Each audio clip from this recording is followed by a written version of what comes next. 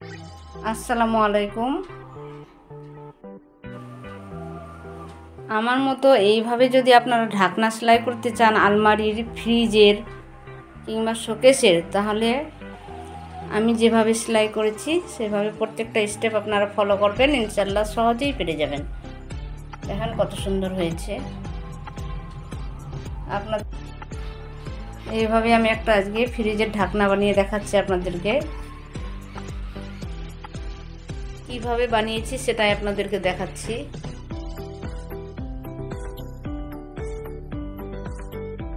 প্রথমে এইভাবে একটা কাঠের ফ্রেম নিতে হবে। দেখেন, কাঠের মধ্যে একটু পেরেকগুলোকে পুঁতে দিতে হবে। আপনারা যত বড় করবেন সেইভাবে ফ্রেমটা বানাবেন।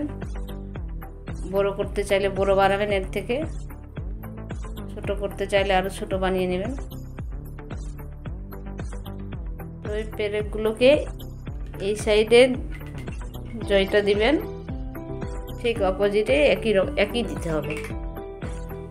এদিকে যদি 15টা থাকে তাহলে এদিকেও 15টা পেরেক দিতে হবে। এবার আমি পেঁচাবো, কিভাবে পেঁচাচ্ছি সেটাই দেখাবো আপনাদের। প্রথমে আমি এটাতে গিট দিয়েছি, প্রথমটা বাদ দিয়ে দ্বিতীয়টাতে দিয়েছি।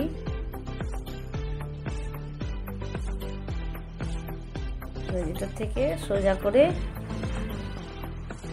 এদিকেও দ্বিতীয়টাতে দিতে হবে।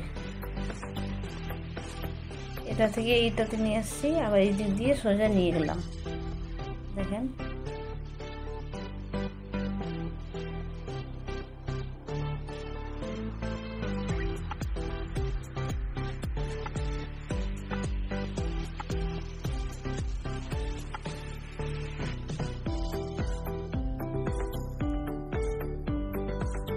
এইভাবে আমি একটাতেই 25 বার করে পেঁচাবো।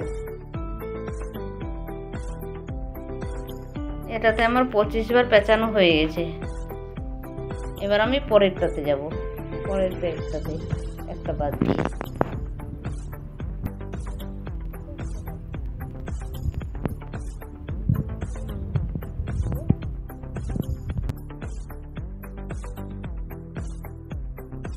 প্রত্যেকটাতে আমি 25টা করে দিয়েছি। দেখেন, এইভাবে আমি সেম প্রসেসে সবগুলোকে পেঁচিয়ে নেব। সবগুলোতে পেঁচিয়ে দিলাম, এর অপোজিটও এবার পেঁচাবো।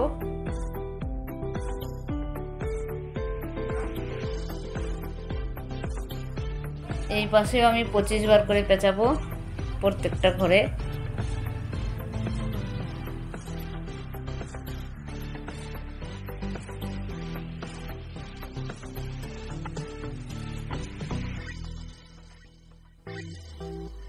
সেম প্রসেসে আমি সবগুলোকে পেঁচিয়ে নিব। এই 4টা ঘর যেভাবে পেঁচালাম সবগুলোকেই পেঁচিয়ে নিব।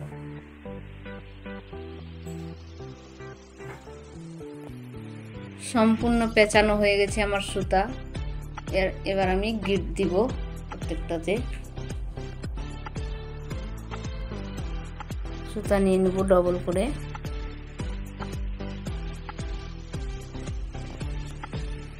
প্রত্যেকটা ঘরে গিট দিতে হবে। এইটাতে সুতাটার ভিতরে ঢুকিয়ে দিলাম, এইভাবে টেনে গিট দিয়ে দেবো।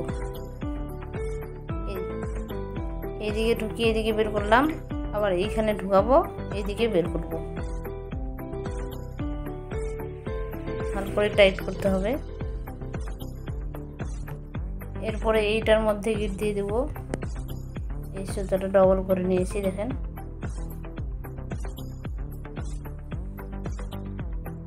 এখানে ঢুকিয়ে আবার এখানে বের করে নেব।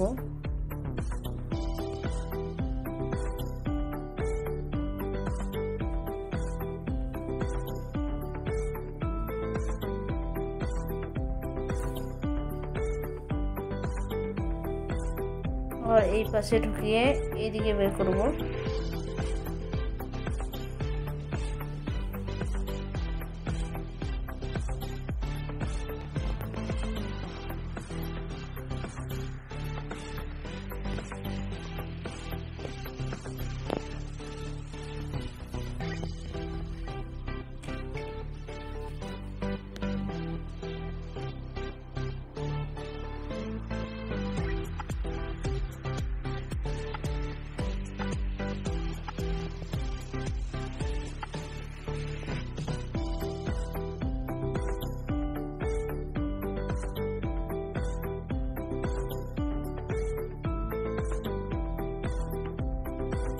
এটার মধ্যে বাঁধবো, এইদিকে ঢুকিয়ে এইদিকে বের করব।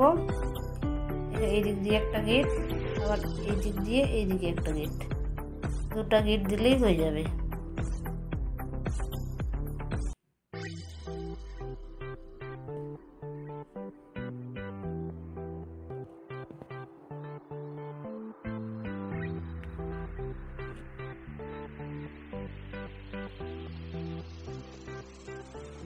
এইভাবে প্রত্যেকটা গিট দিয়ে দেবো আমি,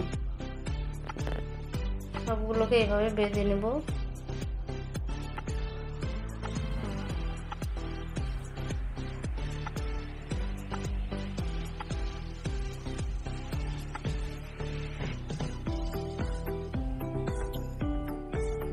এই গিটগুলো খুব শক্ত করে দিতে হবে। সবগুলোকে আমি বেঁধে নিয়েছি, দেখাচ্ছি। দেখেন প্রত্যেকটা জোড় আমি বেঁধে নিয়েছি, প্রত্যেকটাতে আমি দুটা করে গিট দিয়েছি। এই দিক দিয়ে আমি বেঁধেছি, এবার আমি এটাকে উল্টে সোজা দিকে করে দিলাম।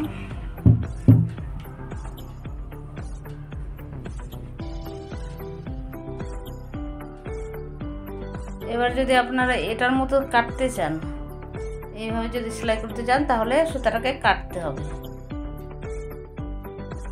এগুলোকে কাটতে হবে, অর্ধেকটা করে কেটে দিতে হবে। আর যদি আপনারা এটার মতো সেলাই করতে চান, তাহলে কাটতে হবে না, খুলে দিলেই হয়ে যাবে। বেঁধে নেওয়ার পরে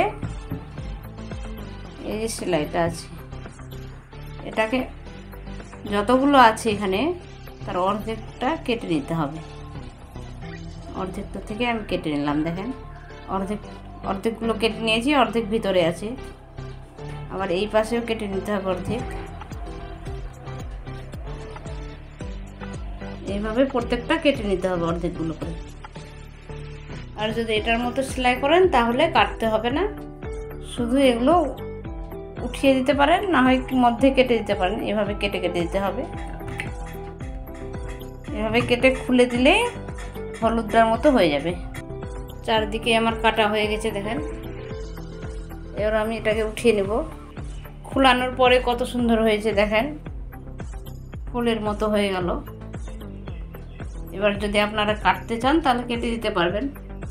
এই যে যেভাবে আমি কাটলাম, এখানে কাটার পরে এইভাবে হবে, আর না কাটলে পরে এইভাবে দেখাবে।